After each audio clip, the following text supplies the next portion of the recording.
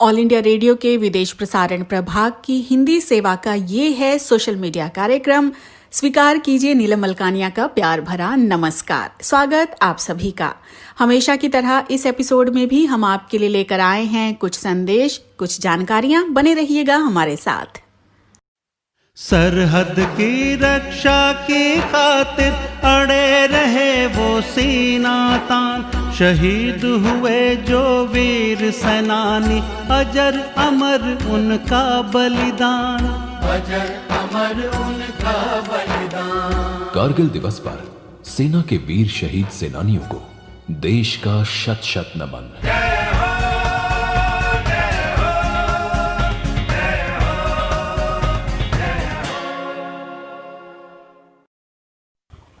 आइए सुनते हैं सामयिक वार्ता। विषय है कोविड-19 वैक्सीन की दौड़ में भारतीय वृत्तांत। आलेख एन भद्रन नायर का है। वाचक हैं मनोज कुमार चौधरी।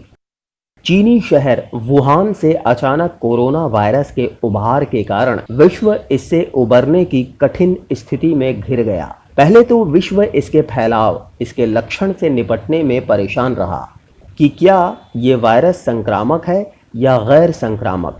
दूसरे और सबसे महत्वपूर्ण, क्या इसके लिए कोई तात्कालिक एंटीजन है। भारत एकाग्रचित्त होकर लगभग मध्य जनवरी में अपने नागरिकों को संक्रमण से बचाने के लिए चीन के लिए एक यात्रा परामर्श जारी किया। विश्व स्वास्थ्य संगठन WHO ने व्यापक तकनीकी दिशा निर्देश जारी किए तथा उस समय वायरस पर मिली जानकारी के अनुसार सभी देशों को संभावित मामलों का पता लगाने, परीक्षण करने तथा इसका प्रबंधन करने की सलाह दी। इस सलाह के बाद चीन तथा हांगकांग से आने वाले यात्रियों की थर्मल स्क्रीनिंग की शुरुआत हुई। इस वायरस का और अधिक देशों में फैलने के साथ WHO ने इसे एक वैश्विक महामारी घोषित कर दिया और कहा कि इससे बचाव के अलावा फिलहाल इसका कोई उपचार उपलब्ध नहीं है। भारतीय प्रयोगशालाएं कोविड-19 के लिए एक प्रभावशाली वैक्सीन तलाशने संबंधी वैश्विक प्रयास में शामिल हुई। कोविड-19 का बोझ घुमावदार होने के साथ भारत ने देश तथा विदेश और औषधि ट्रायल में वैक्सीन के विकास के क्षेत्र में हुई प्रगति की निगरानी करने संबंधी आदेश के साथ सरकार के मुख्य वैज्ञानिक सलाहकार प्रोफेसर के विजय राघवन तथा नीति आयोग के स्वास्थ्य सदस्य डॉक्टर विनोद के पॉल के नेतृत्व में एक अंतर अनुशासनात्मक कार्यबल का गठन किया। इस कार्यबल में भारतीय चिकित्सा अनुसंधान परिषद ICMR, विज्ञान तथा प्रौद्योगिकी विभाग, वैज्ञानिक एवं औद्योगिक अनुसंधान परिषद CSIR, जैव प्रौद्योगिकी विभाग, रक्षा अनुसंधान एवं विकास संगठन, स्वास्थ्य सेवा महानिदेशक तथा भारत के ड्रग कंट्रोलर जनरल के विशेषज्ञ भी शामिल हैं। एक प्रभावशाली औषधि के विकास में भारत का दृष्टिकोण 3 चरणों पर आधारित है। सबसे पहले मौजूदा दवाओं की रीपोजिशनिंग करना, नए प्रत्याशी दवाओं तथा अणुओं का विकास करना और तीसरे चरण में सामान्य वायरस रोधी लक्षणों के लिए पौधों के अर्क तथा उत्पाद का प्रयोग करना शामिल है। कोविड-19 के लिए एक प्रभावशाली वैक्सीन की खोज एक स्तर पर अभूतपूर्व रही, जिसका उदाहरण मानव जाति के इतिहास में पहले कभी नहीं मिलता है। WHO के अनुसार लगभग 160 वैक्सीन विकास के विभिन्न चरणों में हैं। भारत में इस लड़ाई में सबसे पहले छलांग लगाई थी फार्मा की मुख्य कंपनी जाइडस कैडिला ने, जिसने पुनः संयोजक DNA तकनीक तथा विपरीत आनुवांशिक तकनीक का प्रयोग करके मार्च महीने में प्री क्लिनिकल पशु ट्रायल की शुरुआत की थी। अब जाइडस समेत 7 भारतीय फार्मा कंपनियां वैक्सीन विकास के विभिन्न चरणों में काम कर रही हैं। दूसरे प्रत्याशी के रूप में कोवैक्सीन का मानव पर ट्रायल के लिए भारत के ड्रग कंट्रोलर जनरल ने अनुमोदित किया है, जिसे ICMR तथा हैदराबाद आधारित भारत बायोटेक के अंतर्गत साझा रूप से विकसित किया गया है। कोवैक्सीन के लिए ट्रायल की शुरुआत अखिल भारतीय आयुर्विज्ञान संस्थान नई दिल्ली तथा स्नातकोत्तर आयुर्विज्ञान संस्थान रोहतक समेत 12 स्वास्थ्य सुविधाओं में हो चुकी है।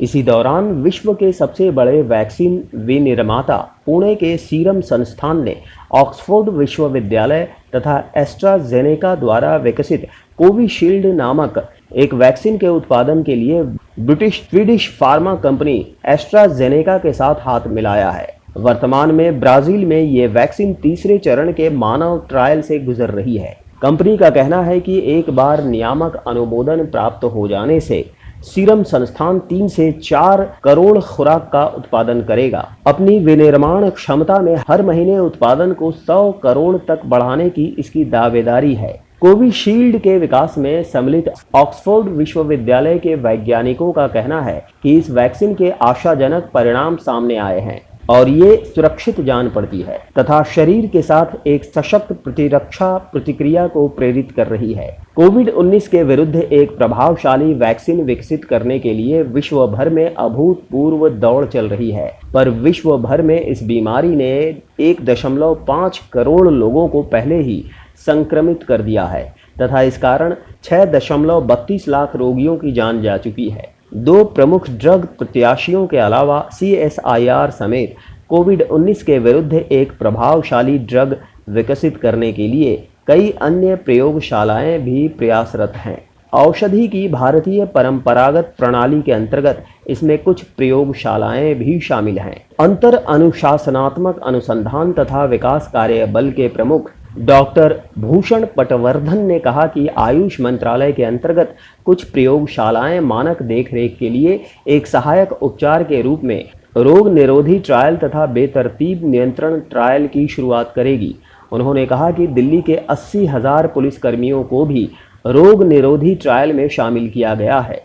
इसके अलावा प्रक्रियात्मक विलंब पर काबू पाने के लिए प्रत्येक चरण पर विभिन्न कार्यबल के साथ प्रधानमंत्री नरेंद्र मोदी स्वयं कोविड-19 के प्रभावशाली उपचार के विकास की निगरानी कर रहे हैं। अगर वर्तमान के मानव ट्रायल में सफलता मिलती है तो इस वर्ष के अंत तक भारत इस अभूतपूर्व वैश्विक महामारी से जीवन की रक्षा करने वाली एक वैक्सीन के आने की आशा कर सकता है।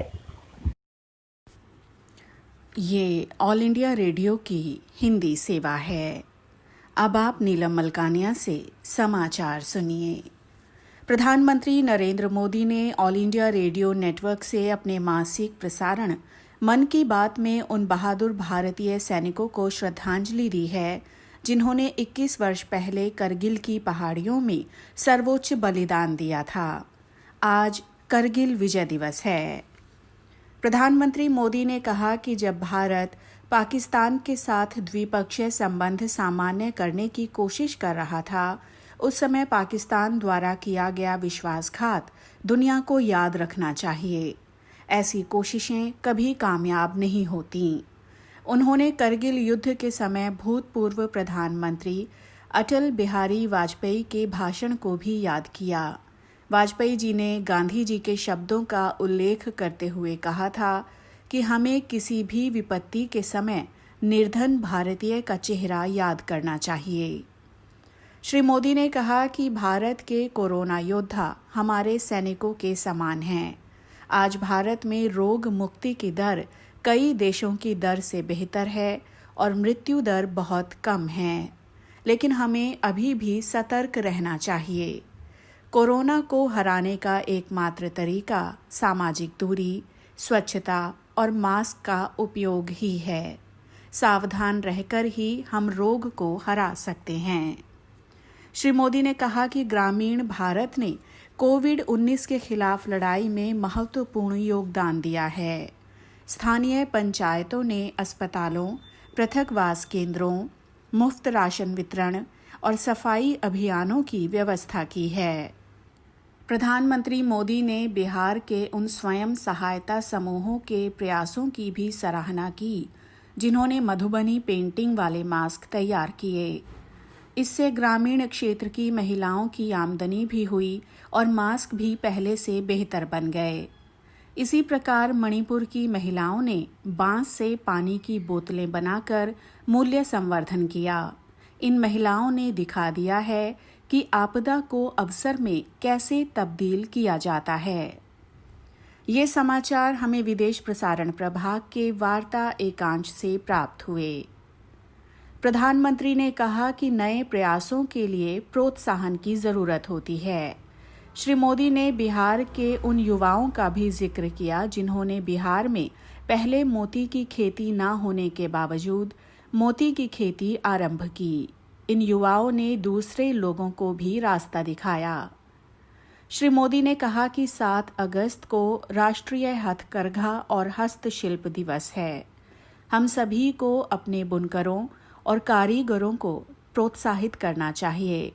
हमें अपने विश्व स्तरीय उत्पादों के प्रति मुखर होना चाहिए। प्रधानमंत्री मोदी ने उन छात्रों से भी बात की जिन्होंने बोर्ड की परीक्षाओं में उत्कृष्ट प्रदर्शन किया है। उन्होंने कहा कि ये छात्र शानदार उदाहरण हैं। आगे बढ़ने में इन छात्रों की हर प्रकार से मदद की जानी चाहिए। श्री मोदी ने विदेशों में रहने वाले भारतीयों के साथ भारत के संबंधों की सराहना की। दक्षिण अमेरिका में सूरीनाम देश में बहुत से नागरिक भारतीय मूल के हैं। हाल ही में श्री चंद्रिका प्रसाद संतोखी सूरीनाम के राष्ट्रपति चुने गए हैं। उन्होंने अपनी शपथ भोजपुरी की एक बोली सरनामी में ली और शांति मंत्र का उच्चारण भी किया। इससे पता चलता है कि भारत सदैव भारतीयों के दिल में रहता है। भारत में अब तक 8,85,577 लोग कोविड-19 से स्वस्थ हो चुके हैं। पिछले 24 घंटों में 36,145 लोग रोग मुक्त हुए हैं। रोग मुक्ति की दर अब 64% है। कोविड-19 संक्रमण का पता लगाने के लिए पिछले 24 घंटों में देश भर में 4,42,263 जांचें की गईं। 1,50,00,000 से ज्यादा जांचें अभी तक की जा चुकी हैं। इसी के साथ ये समाचार बुलेटिन अब समाप्त होता है। सरहद की रक्षा की खातिर अड़े रहे वो सीना तान, शहीद हुए जो वीर सेनानी, अजर अमर उनका बलिदान। Nation remembers with gratitude the sacrifice of those brave hearts who laid their lives for the country in Kargil.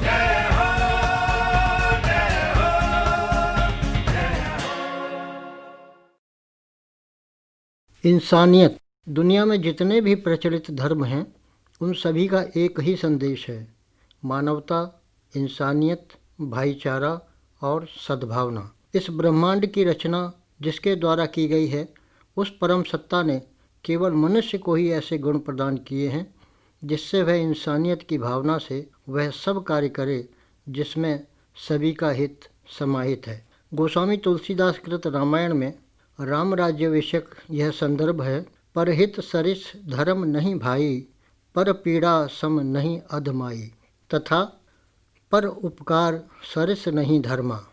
कुछ ऐसा ही संदेश इन पंक्तियों में भी है। अपने लिए तो सब जीते हैं, इसमें कौन बड़ाई है, जीना उसका जीना जिसके हिय में पीर पराई है। दूसरे का दर्द, दूसरे को किसी प्रकार से कष्ट सहते देखकर जिस व्यक्ति का हृदय द्रवित हो उठता है और उस व्यक्ति के दुख को दूर करने को वह तत्काल तत्पर हो जाता है, यही इंसानियत है। हमारे चारों ओर बहुत से जीव जंतु निवास करते हैं।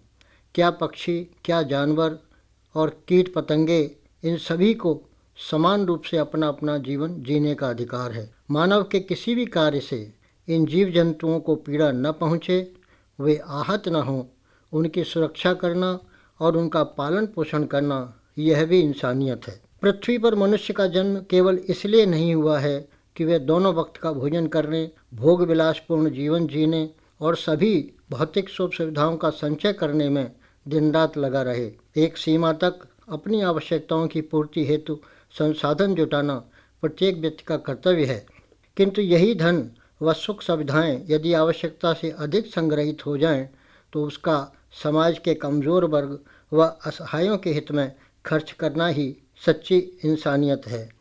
कहा भी गया है, पानी बाढ़े नाव में, घर में बाढ़े दाम, दो हाथ उलीचिए यही सयानो काम। इसी प्रकार इंसानियत का यह भी तकाजा है कि मनुष्य ऐसा कोई कार्य न करे जिससे दूसरे को पीड़ा हो, आघात पहुँचे। यथासंभव अपने सद आचरण से दूसरे को सुख पहुँचाने को तत्पर रहना चाहिए। इंसानियत का ऐसा भाव घर की चार दीवारी तक ही सीमित न रहे, बल्कि समाज व देश हित के लिए किया जाने वाला कार्य भी इंसानियत की उच्च श्रेणी में स्थान पाता है। बड़े भाग मानुष तन पावा, अर्थात वास्तव में धरती पर मनुष्य का जन्म प्रकृति का सबसे बड़ा वरदान है। इस वरदान की कद्र करते हुए आचरण करना और सात्विक जीवन जीना ही सच्ची इंसानियत है। जब काम पर जाने के लिए तैयार हों, खुद अपने स्वास्थ्य को चेक करें। जरा भी तबीयत खराब हो तो काम पर न जाएं। घर से निकलते हुए मास्क पहनें। ये मास्क आप घर पर भी बना सकते हैं। जहां से वाहन लेना हो वहां भी 1 मीटर की व्यक्तिगत दूरी यानी सोशल डिस्टेंसिंग का ख्याल रखें। वाहन में भी 1 मीटर की व्यक्तिगत दूरी यानी सोशल डिस्टेंसिंग रखें। यदि आप 2 व्हीलर से सफर कर रहे हैं तो केवल अकेले सफर करें, और यदि आप गाड़ी में सफर करते हैं तो ड्राइवर सीट के साथ वाली सीट खाली रखें और दूसरे पैसेंजर पीछे बैठें।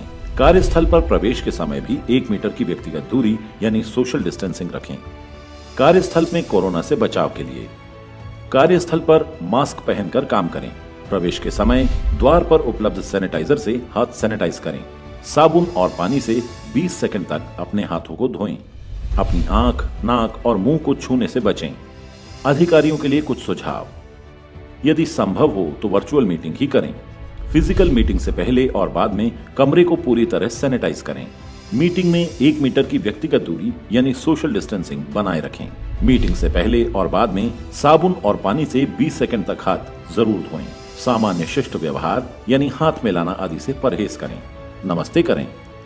कैंटीन में अपनाएं नया व्यवहार। कोशिश करें कि अपने घर का बना हुआ खाना ही खाएं या फिर पैकेट फूड ही खाएं।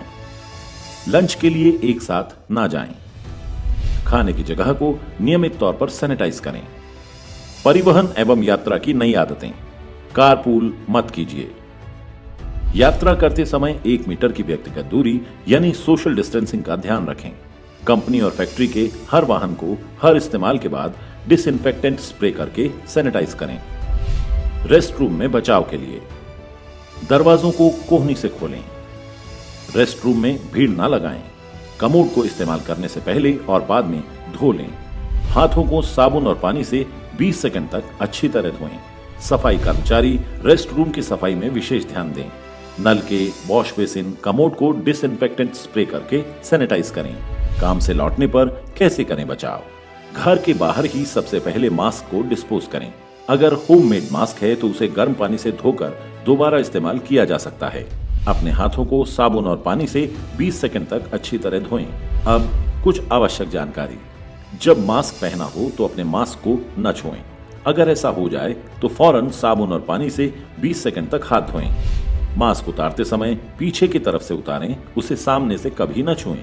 हम सब सूक्ष्म, लघु एवं मध्यम कारोबारी, अधिकारी एवं श्रमिक कुछ नई आदतों और व्यवहार को अपनाकर इस महामारी से अपना बचाव करते हुए और इस बीमारी को आगे बढ़ावा न देते हुए भी देश की अर्थव्यवस्था को गति दे सकते हैं। अकेले हों तो मुसीबतें कभी कभी भरपूर हो जाती हैं। जब एकजुट हो जाएं तो सारी मुश्किलें चकनाचूर हो जाती हैं।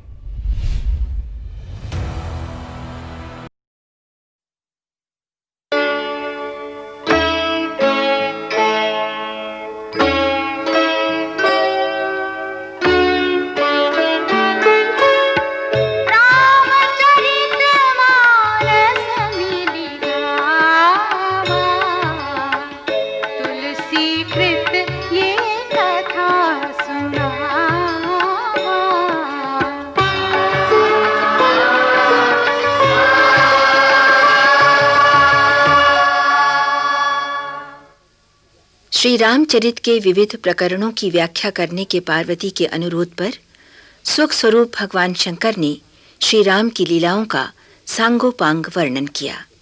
बोले, जिनके नाम के उच्चारण के साथ काशी में मरते हुए प्राणी को मैं शोक रहित कर देता हूँ, वही मेरे प्रभु जड़ चेतन के स्वामी और सबका अंतर्मन जानने वाले हैं।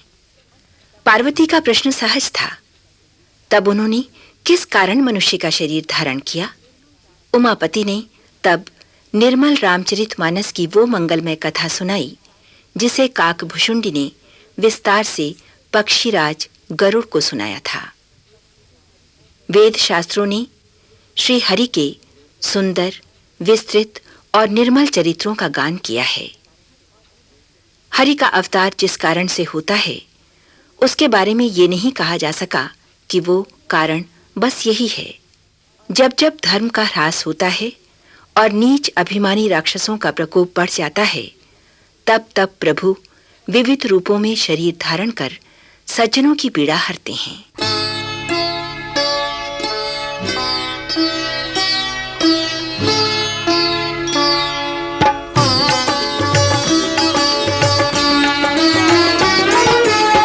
कासी मरत जंतु अवलोकी, जासु नाम बल करऊं विसोकी। सोई प्रभु मोर चराचर स्वामी, रघुबर सब उर अंतर जामी। दिवसहु जासु नाम नर कहीं, जन्म अनेक रचित अगदहि। सादर सुमिरन जे नर करही, भव बारिधि गोपद इव तरही। राम सो परमात्मा भवानी, तह भ्रम अति अभिहित तब वानी। अस संशय आनत उर्माही, ज्ञान विराग सकल गुण जाही।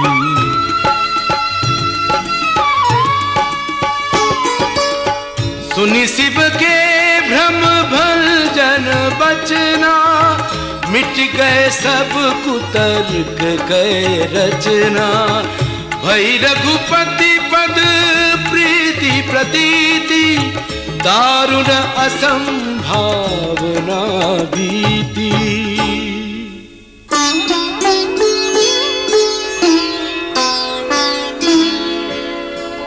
पुनि पुनि प्रभु पद कमल गहि, जोरि पंकरुह पानी। बोली गिरिजा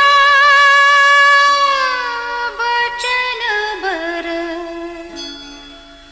मनहु प्रेम रस सानी।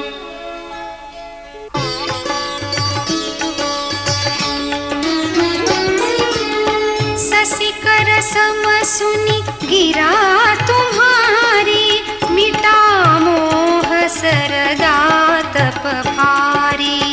तुम्ह कृपाल सब संसव हरेऊ, राम स्वरूप जानी मोहि परेऊ।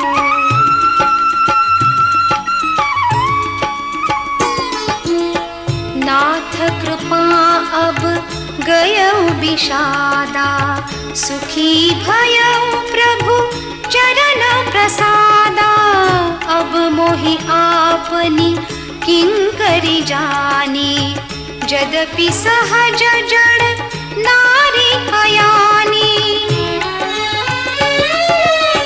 प्रथम जो मैं पूछा सोई कहूँ, जो मो पर प्रसन्न प्रभु अहु। राम ब्रह्म चिन्मया विनाशी, सर्वरहित सब पुर पुरवासी। नाथ धरे नर तनु के ही हेतु, मोहि समुझाई कहु वृष केतु। उमा बचन सुनि परम विनीता, राम कथा पर प्रीति पुनीता।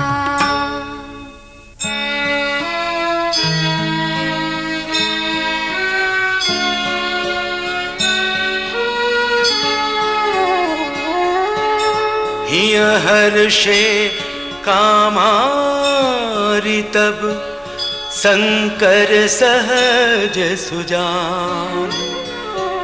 बहुविधि उमहि प्रशंसी पुनि बोले कृपा निधान।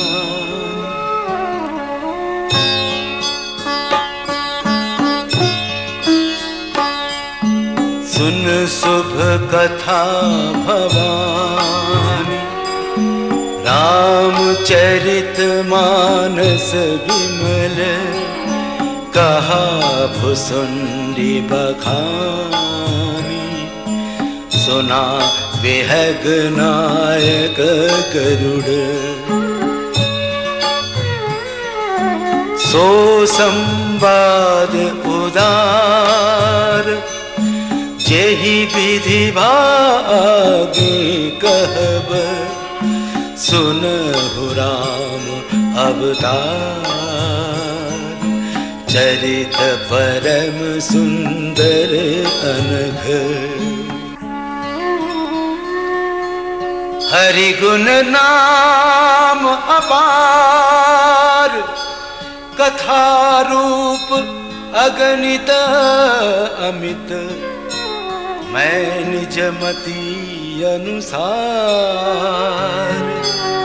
कहूँ उमा सादर सुनहु।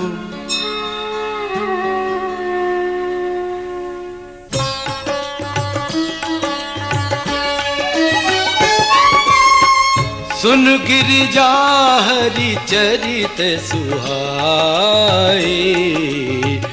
विपुल विशद निगमागम गाए। हरि अवतार है तुझे ही होई। इदमित्थम कही जाए न सोई।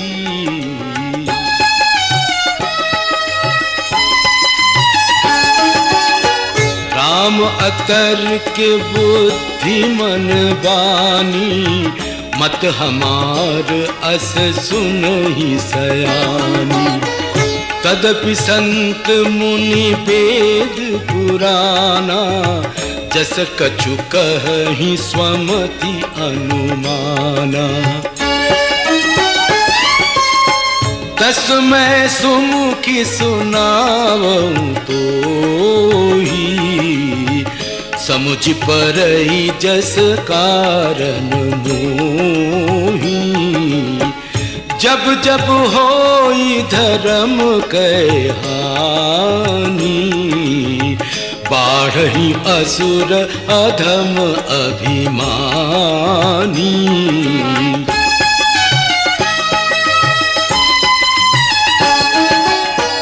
करहि अनीति जाई नहीं बरनी। सीधहि विप्र धेनु सुर धरनी। तब तब प्रभु धरि विविध शरीरा। हरहि कृपा निधि सजन पीरा।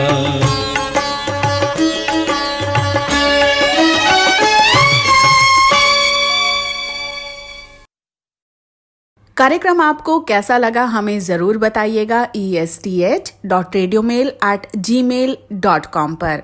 अपना ध्यान रखिए, अपने परिवार का ध्यान रखिए। अगले अंक में हम फिर हाजिर होंगे। अब मुझे यानी नीलम मलकानिया को दीजिए इजाज़त। नमस्कार।